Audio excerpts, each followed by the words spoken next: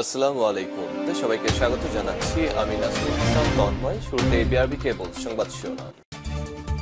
জানিয়ে দিব আমাদের হাতে থাকা সর্বশেষ গুরুত্বপূর্ণ আপডেট সংবাদ। শুরুতেই সংবাদ শিরোনাম। সরকারের ক্ষমতার পেরেক যে কোনো সময় ভেঙে যাবে বললেন রুহুল কবির রিজভী। বিএনপির সিনিয়র যুগ্ম মহাসচিব রুহুল কবির রিজভী বলেছেন, আসলে সরকার চাচ্ছে জাতিকে একটি শৃঙ্খলে আবদ্ধ করতে, কিন্তু সরকারের ক্ষমতা পেরেক যে কোনো সময় ভেঙে যাবে। এরপর জানাবো তৃণমূলকে আবারও সক্রিয় করার উদ্যোগ বিএনপির। দ্বাদশ জাতীয় সংসদ নির্বাচনের পর আবারও ঘুরে দাঁড়ানোর চেষ্টা করছে বিএনপি। রাজপথে নামতে সব ধরনের প্রস্তুতি নিচ্ছে তারা। একেবারে তৃণমূল থেকে নেতাকর্মীকে সংগঠিত করে ধীরে ধীরে কেন্দ্রের দিকে আসতে চাচ্ছেন দলের শীর্ষ নেতা তারা। জানিয়ে দিব দুর্নীতির প্রশ্রয়দাতাদের বিচার করতে হবে। 12 দলীয় জোটের শীর্ষ নেতারা আওয়ামী লীগ সরকারের দুর্নীতির সমালোচনা করে বলেছেন, শুধু কয়েক ব্যক্তি ও কর্মকর্তাদের দুর্নীতির বিচার করলে হবে না, বরং যারা দুর্নীতিবাজদের আশ্রয় প্রশ্রয় ও মদত দেন তাদের বিচার করতে হবে। এদিকে জাতীয় কবির সমাধিতে জাকের পার্টির শ্রদ্ধা নিবেদন। জাতীয় কবি কাজী নজরুল ইসলামের জন্মজয়ন্তীতে জাকের পার্টির নেতারা শ্রদ্ধা নিবেদন করেছেন। শনিবার 24শে মে সকালে তারা ফুল দিয়ে শ্রদ্ধা নিবেদন করেন। জানিয়ে দিব কাজী নজরুল ইসলাম সকল সংগ্রামে প্রেরণার উৎস বললেন ওবায়দুল কাদের। আওয়ামী লীগের সাধারণ সম্পাদক এবং সড়ক পরিবহন ও সেতুমন্ত্রী ওবায়দুল কাদের বলেছেন, বাঙালি জাতির স্বাধিকার সংগ্রাম, আমাদের মুক্তিযুদ্ধ স্বাধীনতা সংগ্রামে আমাদের প্রেরণার উৎস হচ্ছেন কবি নজরুল, যার কবিতা গান স্বাধীনতা ও স্বাধিকার সংগ্রামে আমাদের অনুপ্রেরণা জুগিয়েছে। আমরা আজ তাকে শ্রদ্ধার সঙ্গে স্মরণ করি। এবং সর্বশেষ জানিয়ে দিব ইসরায়েলি বন্দরে হামলা চালানো ইরাকি প্রতিরোধের যোদ্ধারা। ইসরায়েলের এইলাত বন্দরের গুরুত্বপূর্ণ লক্ষ্যবস্তুতে ড্রোন হামলা চালিয়ে ইরাকি প্রতিরোধের যোদ্ধারা জোট পপুলার মোবিলাইজেশন ইউনিটি PMU শুক্রবার 24শে মে সন্ধ্যায় এই হামলা চালানো হয়েছে বলে এক বিবৃতিতে জানিয়েছে গোষ্ঠীটি। লেবানন ভিত্তিক সংবাদ মাধ্যম আল মায়দান এক প্রতিবেদনে এ খবর জানানো হয়েছে। বিবৃতিতে তারা বলেছেন, ইহুদিবাদী ইসরায়েল গাজায় যে বর্বরতা, অগ্রাসন ও গণহত্যা চালাচ্ছে তার প্রতিবাদে এবং ফিলিস্তিনি প্রতিরোধ যোদ্ধাদের সমর্থনে ইরাকি যোদ্ধারা এই হামলা চালিয়েছে। ইসরায়েলের বিরুদ্ধে এ ধরনের হামলা অব্যাহত থাকবে বলে হুঁশিয়ারি দেওয়া হয়েছে বিবৃতিতে। প্রিয় দর্শক, এতক্ষণ শুনছিলেন সংবাদ শিরোনাম, পরে বিস্তারিত। তবে তার আগে বন্ধু, আপনি জানিয়ে দিন কোন জেলা থেকে আমাদের সংবাদটি দেখছেন। জানিয়ে দিন এই সংবাদ সম্পর্কে আপনার মূল্যবান মতামত। আপনি যদি আমাদের চ্যানেলে নতুন হয়ে থাকেন তাহলে ভিডিওটি দেখতে দেখতে চ্যানেলটি সাবস্ক্রাইব করে রাখুন, যাতে করে আমাদের পরবর্তী সংবাদগুলো আপনার কাছে পৌঁছে যায়। এবারে বিস্তারিত। সরকারের ক্ষমতার পেরেক যে কোনো সময় ভেঙে যাবে বললেন রুহুল কবির রিজভী। বিএনপির সিনিয়র যুগ্ম মহাসচিব রুহুল কবির রিজভী বলেছেন, আসলে সরকার চাচ্ছে জাতিকে একটি শৃঙ্খলে আবদ্ধ করতে, কিন্তু সরকারের ক্ষমতা পেরেক যে কোনো সময় ভেঙে যাবে।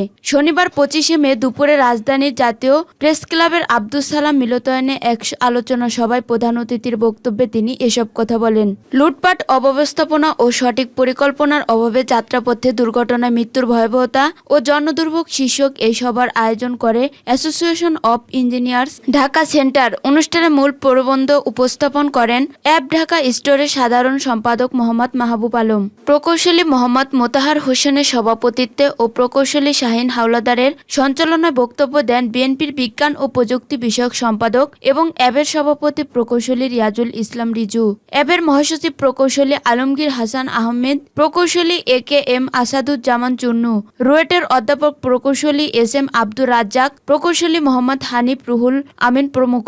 এ সময় প্রকৌশলী কামরুল হাসান খান সাইফুল, গোলাম রহমান রাজীব, প্রকৌশলী আসিফ হোসেন রচি সহ অনেক প্রকৌশলী উপস্থিত ছিলেন। রুহুল কবির রিজভী বলেন, আজকে দেশের নাগরিকদের সকল অধিকার হরণ করা হয়েছে। মানুষজন একটি বেড়ার মধ্যে বাস করছে, তাদের নিঃশ্বাস নেওয়ার সুযোগ নেই। আমাদের উচিত জনগণের কাছে যাওয়া। তিনি বলেন, বর্তমান সরকার উন্নয়নের নামে ফাঁকা আওয়াজ দিচ্ছেন। যমুনা সেতুতে রেল লাইন থাকা সত্ত্বেও আরেকটি রেল সেতু করার সমালোচনা করেন রিজভী। তিনি বলেন, অথচ সিগন্যাল সিস্টেম উন্নত করা এবং ডাবল লাইন করলেই কিন্তু যানজট ও জনগণের ভোগান্তি হতো না।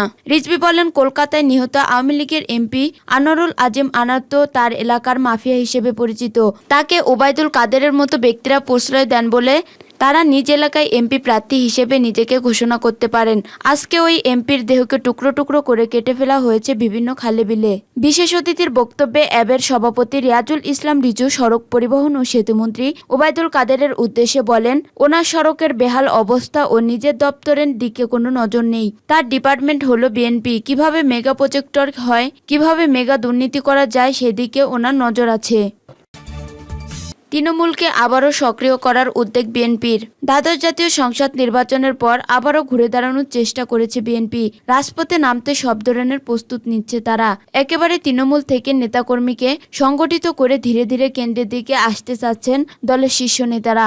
লক্ষ্য অর্জনের নানা হিসাব নিকাশ কষে ধীরগতিতে এগোচ্ছে তারা। এখনই বড় কোনো কর্মসূচিতে না গেলেও মাঠে গোছাতে চালাচ্ছেন নানা তৎপরতা। দলের নেতাকর্মীকে চাঙ্গা করতে এবং ফের তাদের রাজপথে নামাতে কাজটি করছে দলটির হাইকমান্ড।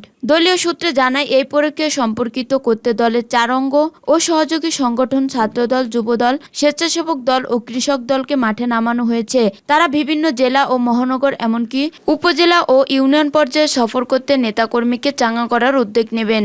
সেখানে তৃণমূলের কথা শুনবেন এবং দেবেন দিক নির্দেশনাও। একই সঙ্গে দেশের রাজনৈতিক পরিস্থিতি এবং অর্থনৈতিক অবস্থা, বৈদেশিক মুদ্রার রিজার্ভ, ঊর্ধ্বমুখী দ্রব্যমূল্য, সরকারের অনিয়ম, দুর্নীতি সহ নানা নেতিবাচক দিক তুলে ধরে তারা। তৃণমূল সফর এ বিষয়ে সামনে এনে সরকারের বিরুদ্ধে সবাইকে ঐক্যবদ্ধ থাকার আহ্বান জানানো হবে। এছাড়া বিগত আন্দোলনে গুম, খুন, পঙ্গু কিংবা গ্রেপ্তার হওয়া নেতাকর্মীর পরিবারের সঙ্গেও সাক্ষাৎ করবেন নেতারা। জানা গেছে, দলের হাইকমান্ডের নির্দেশনায় এরই মধ্যে ছাত্রদল নেতাদের উপস্থিতিতে সিরাজগঞ্জ, রাজশাহী বিশ্ববিদ্যালয়, রাজশাহী মহানগর ও জেলা এবং চাঁপাইনবাবগঞ্জ, নওগাঁ, জয়পুরহাট, পাবনা, ফরিদপুর মহানগর ও জেলা, রাজবাড়ী, মাদারীপুর কর্মী সম্মেলন অনুষ্ঠিত হয়। কৃষক দলের সাধারণ সম্পাদক শহীদুল ইসলাম বাবুল বলেন, তাদের জেলা সফর কর্মসূচিতে তৃণমূলকে সংগঠিত করতে উদ্যোগ নেওয়া হয়েছে। ফ্যাসিবাদের বিরুদ্ধে লড়াই করতে তাদের আরও বেশ প্রস্তুতি করা হচ্ছে। দুর্নীতির প্রশ্রয়দাতাদের বিচার করতে হবে। 12 দলীয় জোটের শীর্ষ নেতারা আওয়ামী লীগ সরকারের দুর্নীতির সমালোচনা করে বলেছেন, শুধু কয়েক ব্যক্তি ও কর্মকর্তাদের দুর্নীতির বিচার করলে হবে না, বরং যারা দুর্নীতিবাজদের আশ্রয় প্রশ্রয় ও মদত দেয় তাদেরও বিচার করতে হবে। শনিবার 25শে মে দুপুর রাজধানী জাতীয় প্রেস ক্লাবের সামনে এক বিক্ষোভ সমাবেশে তারা এমন মন্তব্য করেন। প্রধান অতিথির বক্তব্যে সাবেক মন্ত্রী মোস্তফা জামাল হায়দার বলেন, অতি সম্প্রতি দেশে অনেক ঘটনা ঘটেছে। সাবেক সেনাপ্রধান জেনারেল আজিজ ও সাবেক পুলিশ প্রধান বেনজিরের অন্যায় দুর্নীতির ঘটনা সবাই জানেন। কিন্তু আমার প্রশ্ন, শুধু তাদের বিচার করলে হবে না, তাদের যারা আশ্রয় দেয় তাদেরও বিচার করতে হবে। সেজন্য সবাইকে রাজপথে নামতে হবে। ঐক্যবদ্ধ আন্দোলনের মাধ্যমে এই সরকারকে পতন ঘটানো সম্ভব। আমি বিশ্বাস করি আমাদের আন্দোলন সফল হবে ইনশাল্লাহ। শাহাদাত হোসেন সেলিম বলেন, দ্রব্যমূল্যের কষাঘাতে দেশের মানুষ অতিষ্ঠ ও অসহায়। তারা এই সরকারের হাত থেকে রক্ষা পেতে চায়। আমরা জনগণকে সঙ্গে নিয়ে এই সরকারের পতন ঘটানোর লক্ষ্যে আন্দোলন চালিয়ে যাচ্ছি। কোনো দেশের তাবেদারি মেনে নেওয়া হবে না। দেশের স্বাধীনতা, সার্বভৌমত্ব রক্ষার জন্য আওয়ামী লীগ সরকারের অবিলম্বে পদত্যাগ দাবি করছি। মহিউদ্দিন ইকরাম বলেন, যেভাবে চুরি ডাকাতির মহোৎসব চলছে তাতে ব্যাংক খালি হয়ে গেছে, রিজার্ভ নেই। ডলার সংকট এখন থেকে বাঁচতে হলে এই সরকারের বিরুদ্ধে ঐক্যবদ্ধ লড়াই করতে হবে। তার আগে বেগম খালেদা জিয়া সহ গ্রেপ্তার নেতাকর্মীদের মুক্তি ও তারেক রহমানকে দেশে ফিরিয়ে আনার সুযোগ দিতে হবে। জাতীয় কবির সমাধিতে জাকের পার্টির শ্রদ্ধা নিবেদন।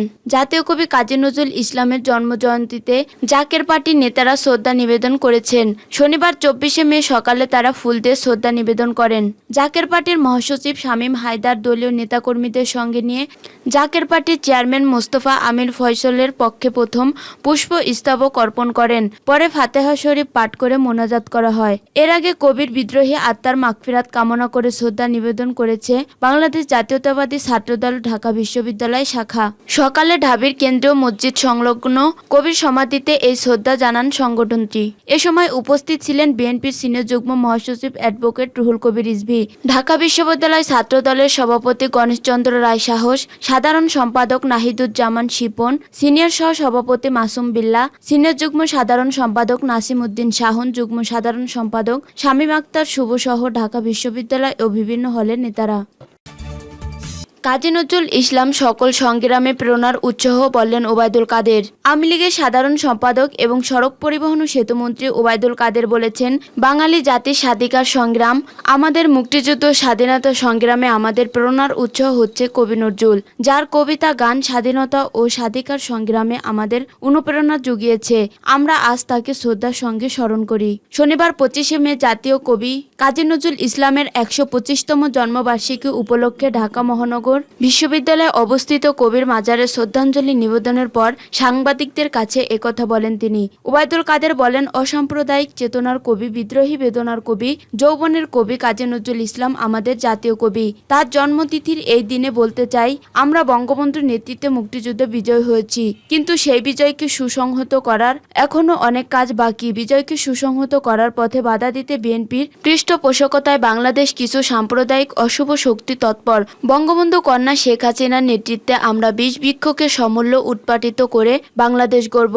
সেটি হবে নজরুলের প্রতি আমাদের শ্রদ্ধাঞ্জলি।